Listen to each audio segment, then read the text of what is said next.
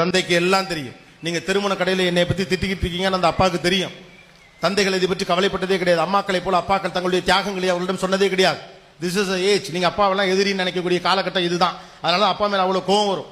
அப்பா அப்படியே இவன் திட்ட ஆரம்பிச்சானா அவனுக்கு எங்க பண்ண அப்படித்தான் உங்க பண்ண அப்படித்தானா அப்படிம்பாரு. ஒரு ஆண் பிள்ளைக்கு 100 ரூபாய் காசு தரதுக்கு ஒரு தந்தை யோசிப்பதன் பின்னால் தன் குடும்பத்தை பற்றி நினைக்கிறார் என்பது உங்களுக்கு தெரியவே தெரியாது. அம்மாக்கள் அதை சொல்ல மாட்டாங்க.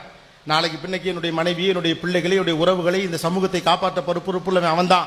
ஒரு 100 ரூபாய் காசு ஈஸியா வருது நம்ம நினைச்சிட்டானா பணத்தின் மீது அவனுக்கு மரியாதை போயிடும். பணத்தை டிஸ்பிளே பண்ணிட்டு அவன் கெட்டு போயிடுவான். இந்த குடும்பம் அழிஞ்சு போகுன்னு பயப்படுறாரு. அதனால ஒரு தந்தை 100 ரூபாய் காசு பாக்கெட்ல இருந்து கூட நாளைக்கு தாரேன் 2 நாள் கழிச்சு கொடுக்குறான். நீங்க திட்டுவீங்கலாம் அவருக்கு தெரியும். என் பிள்ளை என்னை எதிரியா நினைச்சாலும் பரவாயில்ல, எதிரியா நினைச்சு எதிர்காலத்தில் என்னை காப்பாத்தாட்டியும் பரவாயில்ல, என்ன திருமண டீ கடையில் உட்கார்ந்து திட்டினாலும் பரவாயில்ல, என் பிள்ளை நல்லா இருந்தா மட்டும் போது நினைக்கிற அற்புதமான மனசு அப்பாவின் மனசு. ஆனால் அது யாரும் என்டாஸ் பண்ணதே கிடையாது. லைஃப்ல நிறைய விஷயம் நீங்க எல்லாம் வளர்ந்து ஆளாகி பெரிய பிள்ளையாய் நீங்க அந்த பதவிக்கு வர போட்டு தான் தெரியும். பாஸ் இப்படி பேசுறீங்களா பாஸ், ஆனா என் தங்கச்சி கேட்டா உடனே எங்க அப்பா காசு கொடுப்பாரு பாஸ், கொடுப்பாரு தான். அப்பாக்கள் பெண் பிள்ளைகளை வச்சு கொஞ்சுவாங்க தான். அம்மாக்கள் அந்த உண்மையும் சொல்லி தொலையலாம், சொல்லவும் மாட்டீங்க. நாளைக்கு கல்யாணம் பண்ணி இன்னொரு இடத்துக்கு போற பிள்ளை போற இடத்துல எப்படி இருப்பாலோ தெரியாது. இருக்க வரைக்கும் என் மகளை நான் ராசாத்தி மாதிரி வச்சுக்கிறேன் அப்படின்னு ஒரு அப்பா நினைக்கிறான். இதுல என்ன தப்பு இருக்குது? இந்த உண்மையை அம்மாக்கள் சொல்லிட்டீங்கன்னா அதனாலதான் அப்பா அப்படி பண்றாரு விடுங்கடா அப்படின்னா முடிஞ்சு போச்சு. அப்பாவுக்கும் அம்மாவும் அப்பாக்கள்கிட்ட நேரா போய் பேசுவாங்க பிள்ளைங்க. எனக்கு 1000 ரூபாய் பணம் வேணும், அல்லது எனக்கு இந்த ட்ரெஸ் வேணும், எனக்கு இந்த புக்கு வேணும், நேரா போய் அப்பாட்ட உட்காந்து கேட்க முடியும். ஆனா அம்மாங்கிற ஒரு இடையில ஒரு ஆளை வச்சுதான் ஆண் பிள்ளையால் அப்பாட்ட போக முடியுங்கிற நிலைமைய இன்னமும் நீங்க வச்சிருந்தீங்கன்னா இந்த வாழ்க்கை நல்லா இருக்கு. ஆண் பிள்ளைகளுக்கும் அப்பாக்களுக்கு ஒரு நெருக்க வேணும். அவன் தான் வெளிப்படையா நிறைய விஷயத்த பிள்ளைகள்கிட்ட பேச முடியும். அம்மாக்கள் கண்ணில் பசங்க செல்லத்துல ஏமாத்திடுவானுங்க, அப்பாக்களை பசங்களால ஏமாத்த முடியாது. ஏன்னா ஆணுக்கு இன்னொரு ஆணை நல்லா தெரியும். தம்பி இந்த தப்பு நீ பண்ணிட்டு இருக்கன்னு சட்டையை பிடிச்சு கோத்துருவார். நீங்க ஆண் பிள்ளைகளையும் அப்பாக்களையும் பிரிக்காதீர்கள். இங்க நடந்து கொள்ளக்கூடிய பல்வேறு பிரச்சனைகளுக்கு ஆண் பிள்ளைகளையும் அப்பாக்களையும் பிரித்து வைப்பதும் கூட ஒரு காரணம் தான். பையனை தன்னுடைய கண்காணிப்புல வச்சிருக்கக்கூடிய அப்பாவுக்கு ஒரு பையன் இப்படி நடந்துக்கிறானா என்ன பண்றான்னு அவரால் கண்டுபிடிச்ச முடியும். டக்குன்னு சட்டையை பிடிச்சி தம்பி இது தப்புடா, இது செய்யாதுன்னு சொல்லிடுவார். அம்மாக்கள் லேசா பையன் முகம் சுருங்கினாலே கண்ணு வாடுனாலே ஐயோ நாளைக்கு என்ன வச்சு காப்பாற்ற பொருள் அழுகாதுன்னு அநியாயத்துக்கு செல்லம் கொடுக்காதீங்க. ரைட்டு தானே? அது நல்லது இல்லை. நாளைக்கு இப்படி ஒரு பொண்ணு வந்துருச்சு கேள்வி கேட்பாலே, அதுக்கு எப்படி பதில் சொல்ல போறீங்க? இந்த ஊருக்குள்ள நான் நிம்மதியா வெளியில போக முடியாது, அந்த பொம்பளை பிள்ளைங்களை எந்திரிச்சு கேட்குது, அதுக்கு எப்படி பதில் சொல்லுவீங்க? நாளைக்கு பண்ற எல்லாத்தையும் நாமளே பண்ணிட்டு அப்புறம் நாளைக்கு பிரச்சனை வர்றப்ப மட்டும் பேசிட்டு இருக்கிறதுல கிடையாது. எல்லா இடத்துலையும் நல்லவன் இருக்கிறான், கெட்டவன் இருக்கிறான். ஒரு பாதுகாப்பான சமூகத்தை உருவாக்கவும் பெண்ணை பாதுகாப்பதான் ஆணின் பொறுப்பு என்றும் உங்கள் பிள்ளைகளுக்கு சொல்லுங்கள்.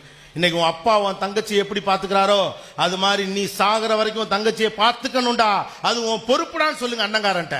அதை விட்டுவிட்டு அவ போயிருவாடா நாளைக்கு நான் தான் உனக்கு இருக்கேன்னு சொல்லாது. இந்த என்ன அரசியல்? உலகத்தின் அதி உலக அரசியலை விடலாம் பெரிய அரசியல் அம்மாக்களின் அடிப்படை அரசியல். Don't do this.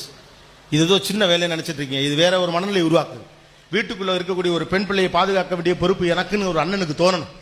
அந்த எண்ணம் வர்றப்பதான் அந்த பிள்ளையை எவனோ ஒருத்தனுக்கு தங்கச்சி தானேங்கிற எண்ணம் வரும். வீட்டுக்கு இருக்க பொம்பளை பிள்ளை அடிக்கணும்டா குத்தணும்டாங்கிற எண்ணத்தை நீங்க உருவாக்குனீங்கன்னா அதே தான் அவனுக்கு வெளியிலையும் தோணும். Don't do that.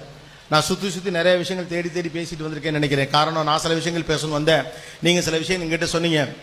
And moreover, since there are guys at the age of 17 and 18, I just wanted to share a few things with you people because this is an opportunity for me to express my feelings because இந்த மாதிரியான டயஸ்ல இந்த மாதிரி students இருக்கிறப்ப சில விஷயங்கள் நம்ம கட்டாயமா communicate பண்ணோம். அதனால அங்கொன்றும் இங்கொன்றுமாக பல்வேறு இடங்களில் பல்வேறு தலைப்புகளை நான் தொட்டு வந்த மாதிரி எனக்கு தோணுது. இருந்தாலும் மறுபடியும் 4-5 முக்கியமான விஷயங்கள் உங்கள்கிட்ட நான் சொல்லிடுறேன். பாயிண்ட் நம்பர் 1, ஒரு பிரச்சனைக்கு தீர்வு என்பது அந்த பிரச்சனை வருகிற போது மட்டும் வெளியே பேசுவது கிடையாது.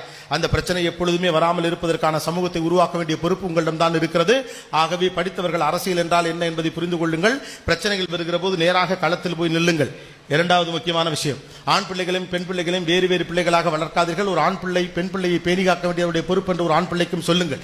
பெண்ணை பிண்டமாக பார்க்கிறவனை ஒதுக்கி வையுங்கள். அழகின் பொருட்டு உங்களை ஆராதிப்பவனை தள்ளி வையுங்கள். அறிவின் பொருட்டு உங்களை மதிக்கிறவனை பக்கத்தில் வையுங்கள். 3வது முக்கியமான விஷயம், உலகத்துடைய சர்வதேச அரசியலை புரிந்து கொள்ளுங்கள். விவசாயம் உங்களுக்கு காக்கப்பட வேண்டும் என்றால் உலகத்துடைய எல்லா நாடுகளும் விதை உள்ளிட்ட பல்வேறு விஷயங்களை கையில் வைத்திருப்பதை உணர்ந்து கொள்ளுங்கள். இங்க இருக்கக்கூடிய விவசாயிக்கு நீங்க பொண்ணு கொடுக்கணும், விவசாயியை ரெஸ்பெக்ட் பண்ணணும். வாட்ஸ்அப்ல கிரீன் டிபி வைக்கிறது மூலமாக ஒரு விவசாயத்தை காப்பாற்ற முடியாங்கிற யதார்த்தத்தை புரிந்து கொள்ளுங்கள். 4வது, வெறும் இமோஷனலா மட்டும் இருக்காதீங்க. நீங்களாம் இன்னைக்கு க்ரோன் அடல்ட், வாழ்க்கையில் அடுத்தடுத்து பெரிய கமிட்மெண்ட்டை சந்திக்க போறீங்க. இந்த சமூகத்துக்கு தேவையான விஷயங்களை செய்ய போவது நீங்க தான். ஆனால் அந்த பொறுப்புணர்வோடு இந்த சமூகத்தை அணுகுங்கள். நீங்க சின்ன பிள்ளை இல்லைங்கிறத புரிஞ்சுக்கங்க. 5வது முக்கியமான விஷயம், நீங்கள் மெஷினோட போட்டி போட போற ஒரு மிகப்பெரிய இடத்துக்கு வந்திருக்கீங்க. அப்ப கலெக்டிவ்லி ஒன்னா இருக்கணும். நாமெல்லாம் ஒன்னா இருக்க மாட்டோங்கிற நம்பிக்கையில தான் உலக நாடுகள் நம்மளை பிரிச்சு வைக்கிறானுங்க. உள்ளூர்காரன்னு பிரிச்சு வைக்கிறான். எப்ப நீங்க ஒன்னா சேர்ந்து நிக்கிறீங்களோ அன்னைக்கு நானாகவே நம்ம மேல வந்துருவோம், பிரச்சனைகளுக்கு தீர்வு சொல்லிடுவோம். 6வது முக்கியமான விஷயம், தப்பு நடந்தா நேரா போய் தட்டி கேளுங்க. ஜஸ்ட் வாய்ஸை மட்டும் ரைஸ் பண்ணிட்டு பின்னால போயிட்டு புலம்பக்கூடிய ஒரு ஆளாக உங்களை உட்காராதீங்க. எல்லாருக்கும் சாப்பாடு போடக்கூடிய, எல்லாரையும் வளர்த்திருக்கக்கூடிய இடத்தை நோக்கி நாம் மகர வேண்டிய மிகப்பெரிய பொறுப்பு இருக்கிறது என்பதை உணர்ந்து கொள்ளுங்கள். நீங்க தான் இந்த உலகத்துடைய பெருமாற்றங்களை செய்ய போகிறவர்களோட தன்னம்பிக்கை ஒரு லீடர் போல போங்க, ஒரு ஸ்டூடெண்ட் போல இருக்காதீங்க. உங்கள் அறிவு சந்தைக்கானதா இந்த சமூகத்திற்கானதா என்பதை தீர்மானியுங்கள். மாற்றத்தை உங்களால் செய்ய முடியும் என்று நான் உங்களை நம்புவதைப் போலவே நீங்களும் நம்புங்கள். This is just 10 points. I just wanted to share with people. சந்தன காற்று நம் ஜன்னலில் வீசட்டும், சரித்திரம் நாளை நம் சாதனை பேசட்டும். நன்றி, வணக்கம்.